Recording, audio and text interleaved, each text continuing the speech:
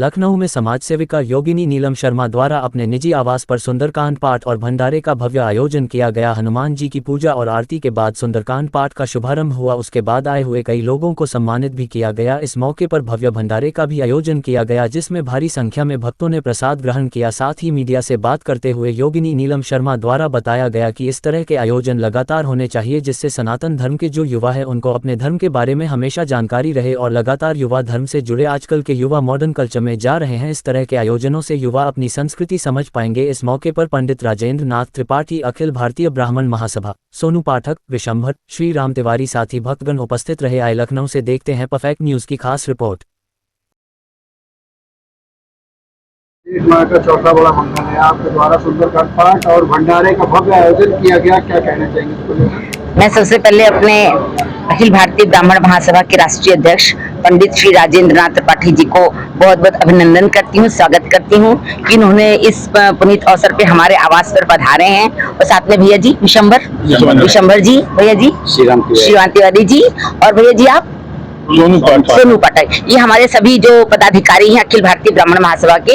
और मुझे इतना अच्छा लगा, भैया जी ने मुझे लखनऊ मोर्चा का जो है वो बनाया हुआ है, महिला मोर्चा का प्रभारी बनाया हुआ है। तो मैं इस संगठन से जुड़ के बहुत ही खुश हूँ कि मेरे भैया जी ब्राह्मण के हित में बहुत कार्य करते हैं और साथ में देश के हित में भी बहुत कार्य करते हैं। और सांस्कृतिक और धार्मिक कार्यक्रम भी भैया जी के समय समय पर होता रहता है। पहला, दूसरा, तीसरा मंगल में भैया जी के यहाँ भी भंडारा हुआ था, मैं भी गई हुई थी और भैया जी से भी बहुत प्रेरणा ले रही हूँ। और इसी प्रकार से भैया जी का आशीर्वाद मुझको मिलता रहे और मैं सदा निरंतर अग्रिम पथ पे चलती रहूं, यही मेरी जो सनातन धर्म के युवा हैं उनको अपनी तरफ से क्या संदेश? जी, मैं सनातन धर्म के युवाओं को ये कहना चाहूंगी कि देखिए, घर से ही जो है संस्कृति की नींव पड़ती है। अगर माता पिता भाई बहन आपको बच्चों को घर से ही संस्कृति का पाठ पढ़ाते हैं, पूजा पाठ का ज्ञान कराते हैं, सनातन का ज्ञान कराते हैं, तभी बच्चे आगे चलकर, यही बच्चे हमारे भविष्य है देश का, तो अपने आप ही हमारे सनातन की उन्नति होगी। तो इस प्रकार हर घर में ऐसे धार्मिक आयोजन होने चाहिए ताकि बच्चों को प्रेरणा मिलती है।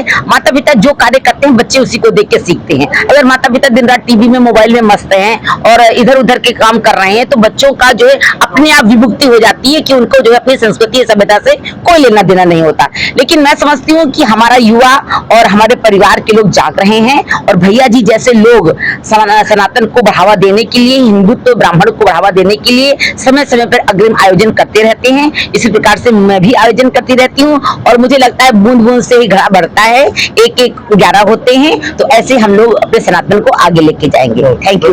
माह का चौथा बड़ा मंगल है, पूरे लखनऊ में धूमधाम से अलग अलग आयोजन किए जा रहे हैं और योगिनी नीलम शर्मा के आवास पर भव्य सुंदरकांड पाठ का आयोजन किया गया है। आप भंडारा भी साथ में हुआ।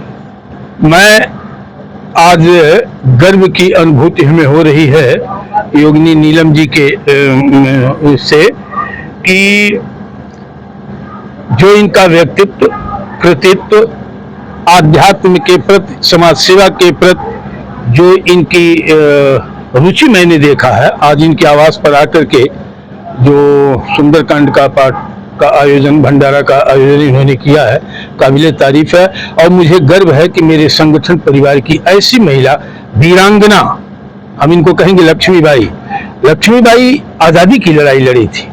इन्होंने समाज, संस्कृति, धर्म और समाज, देश, सनातन की रक्षा की दिशा में जो इनका कार्य चल रहा है, इसे देख करके मैं गौरवान्वित हूँ। अखिल भारतीय ब्राह्मण महासभा रा भी गौरवान्वित है। हमारे साथ हमारे राष्ट्रीय सचिव विशंभर तिवारी जी, प्रदेश उपाध्यक्ष सोनू पाठक जी, सारे लोग आए हैं, श्री राम तिवारी जी।